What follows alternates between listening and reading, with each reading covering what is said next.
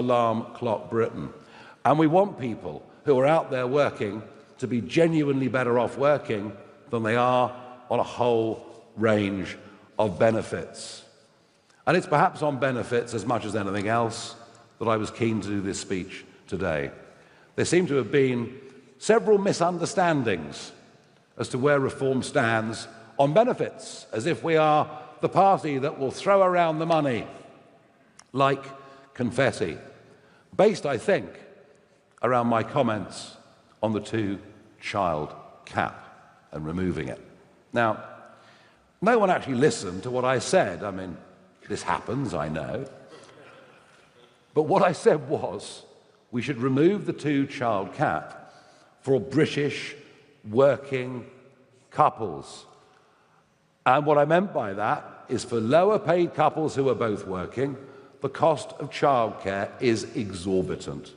It's a disincentive for having more children. It's a disincentive for going out to work. And so I thought a tax credit for a couple where both were working was actually a very, very pro-family policy in every single way. We have already announced cuts to welfare spending, but no one seems to have noticed. So let me use this opportunity to reiterate where we are this morning.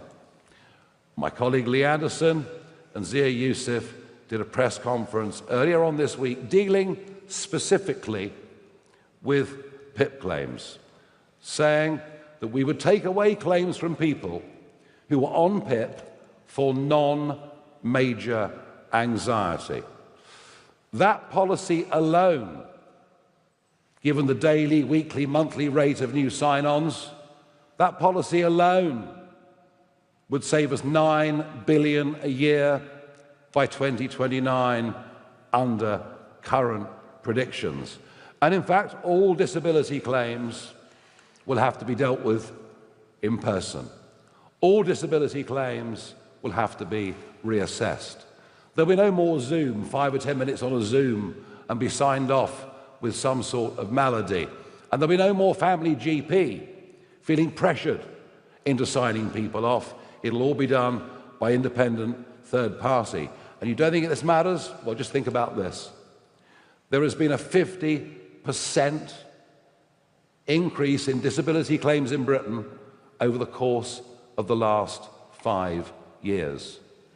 We are over-diagnosing many of these things, and in doing so, throwing young British people onto a scrap heap marked victim and replacing what they could be doing by cheap imported foreign labour.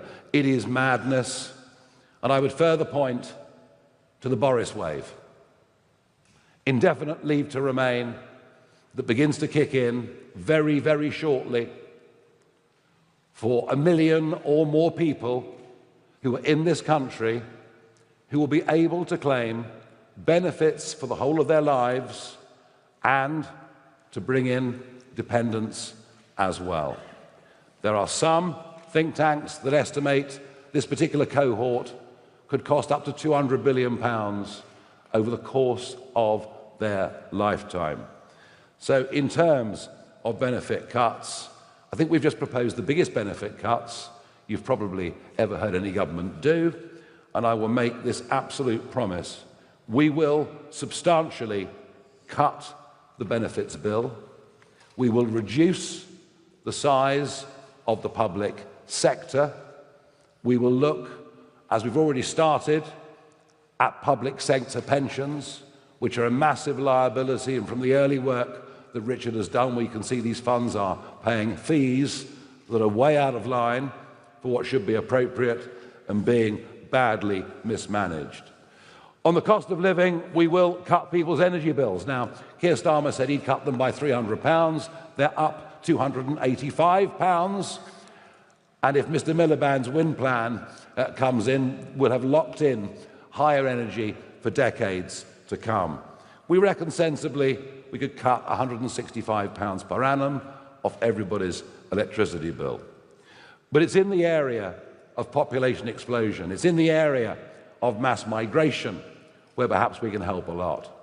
A move towards net zero population increase through migration would ease pressure on rents.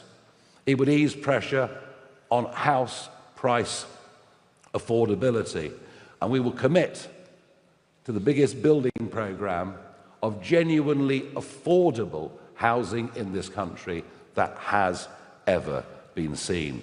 Our young people deserve nothing less. So look, we will cut spending. We will encourage growth and entrepreneurship. We want to cut taxes, of course we do. But we understand substantial tax cuts, given the dire state of debt and our finances, are not realistic at this current moment in time. There are some relatively modest things we would do. We would immediately remove IHT from family farms and from family-run businesses.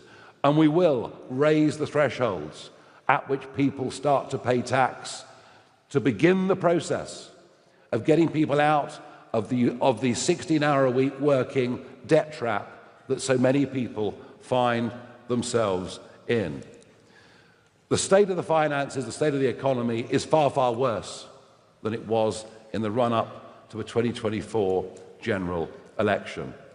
But be in no doubt, we are pro-business. Be in no doubt, we want work to be rewarded. Be in no doubt, we will do everything we can to bring back confidence and to bring back a change of culture around work, money and success in this country. And be in no doubt that we will have higher quality people in charge of areas over which they've got knowledge than we've seen in this country for many, many decades. Thank you very much.